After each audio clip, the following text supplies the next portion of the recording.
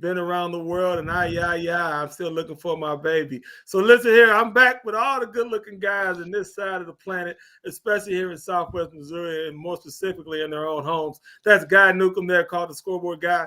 That's Darren Archer. He's called Coach. We also call him DA.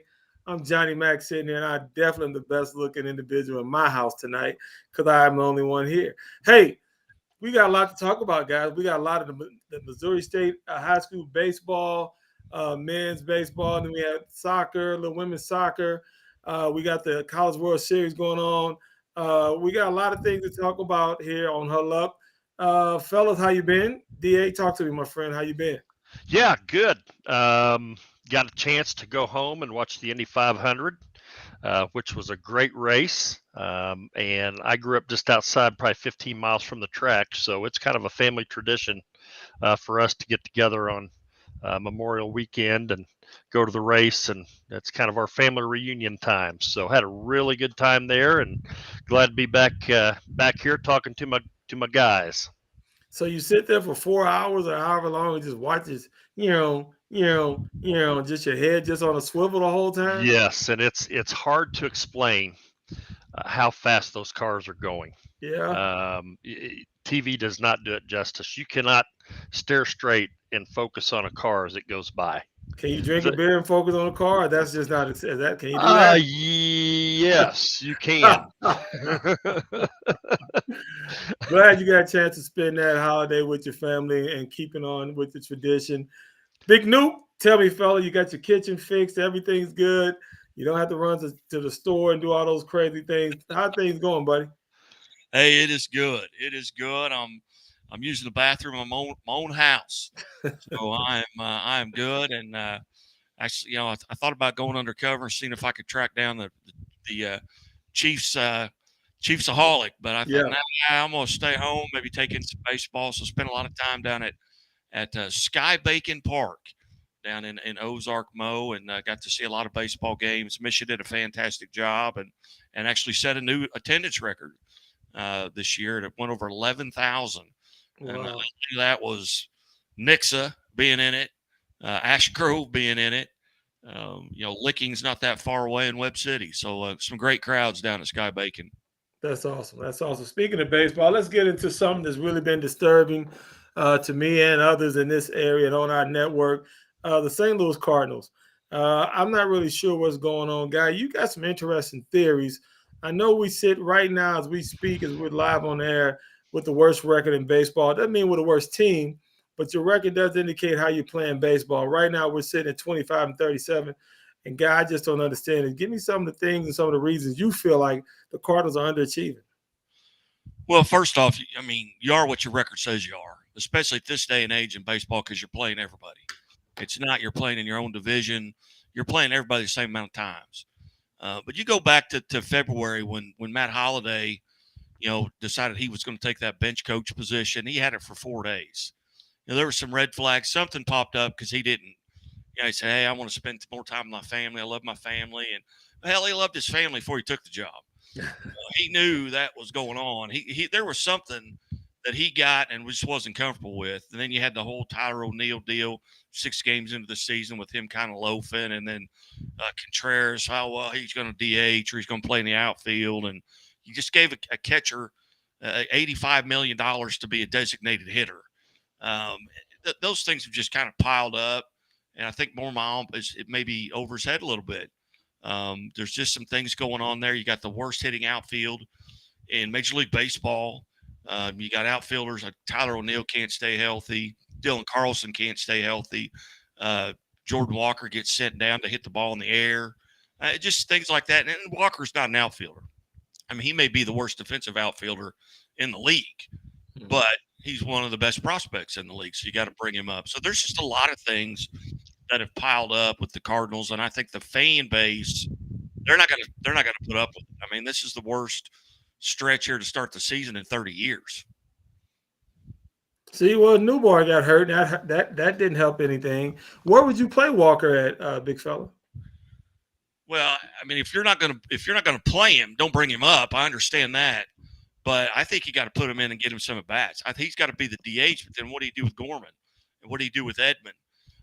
There's just some things that structurally are wrong with the Cardinals, and that goes to the top. Those things are not Marmol's fault.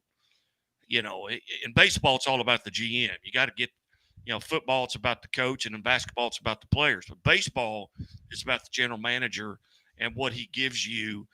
So that stuff I can't put on Marmol. But some of the decisions he's making, I don't typically understand. But he's got to play the cards that he's dealt. And right now, he just doesn't have. I don't know. It's kind of like playing poker with your sister's kids. You don't know what to play. It's kind of crazy. But I just think he's, the cupboard is not bare. He's just got so many things on the same shelf. Yeah, I like the analogy. You bringing out that inner nucleum. That you bringing in that doctor side of the family that got buildings named up after them up at the University of Missouri. Hey, Coach, talk to me, buddy. I mean, I want to hear your take on the Cardinals, but I know you've been looking at the Royals somewhat. So tell me about both of our teams here and what's going on with them. I would love to take some pleasure in your guys' misery. Yeah. But the Cubs aren't much better. No, so I'm crying tears in my beer as well. So it's tough to watch. I think as far as the Cubs are concerned, they were expected to be at or near the bottom. It's a little surprising with St. Louis. And I guess my question to both of you as pretty avid fans of the Cardinals, what's the answer? I mean, is getting rid of Marmol the first step that has to be taken? Will Mozeliak or whoever makes that determination, will they pull the trigger? I don't think they'll pull the trigger, but Guy has a different theory. Here's what I say. Yes, it starts with the manager. There's a shakeup that needs to happen. Major League Baseball is all about the clubhouse, okay? You got to have a clubhouse. You got to have leaders in there, individuals that are going to keep people on track, hold people accountable. I think Marmol, as we mentioned here on our program, on our show, started losing the clubhouse when he kind of questioned O'Neill in front of everybody. O'Neill kind of fired back a little bit. Those are things that would never happen under La Russa. I don't know if Schultz would have let that happen either. But I myself would not be sad. I would not be under the reason of going, who else are we going to find better if we got rid of Marmol? I wouldn't be saying that. I would have no problem saying, let's move on and see what else we can get, because right now we're insane because we're doing the same thing over and over and getting the same results, but expecting something different. What do you say, big fella? Well, I think you go back to 2018 when they fired Matheny. Okay, they fired him on July 14th. He was 47-46. For Marmol to get to that record, he's got to go 22-9 over the next 40 days. He ain't going 22-9 over the next 40 days. So if you make that comparison, and Matheny's one of 4 St. Louis Cardinal coaches that have coached over 1,000 games. When you talk about Shandings and Herzog and La Russa, Matheny is that 4th. Marmol is not going to get to 1,000 games. I don't think so. My prediction: if the Cardinals are 15 under when they finish their game on Sunday, I think there's a new phase in that dugout. You know what? I would tend to agree with you. And you know what, big fella, if it was your face in that dugout, I wouldn't be mad. If it was you, the big fella, you got a hitting coach right there, Coach DAB hitting coach. No. And I want to do you don't want me as your hit coach. You don't want me as your hit coach. No, sir. I can't even hit off a tee. I'm the clubhouse roadie, fellas. I'm just along for the ride. Yeah, that's right. Yeah, put me down as that.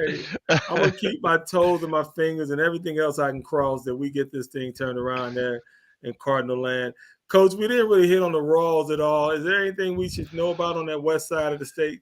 No, it's same story, different day. They have a lot of arms that are hurt right now, and they're just plugging along. And they're losing. They have some opportunities to beat teams that they match up pretty well with. They just can't seem to get over the hump. And then when somebody pretty good comes into town, or they face off with, it ends up being a pretty good series for the most part. So it's just, I think they're still trying to find themselves, trying to find their identity, trying to find the pieces, because they've got a lot of young pieces, and there's been a lot of movement up and down.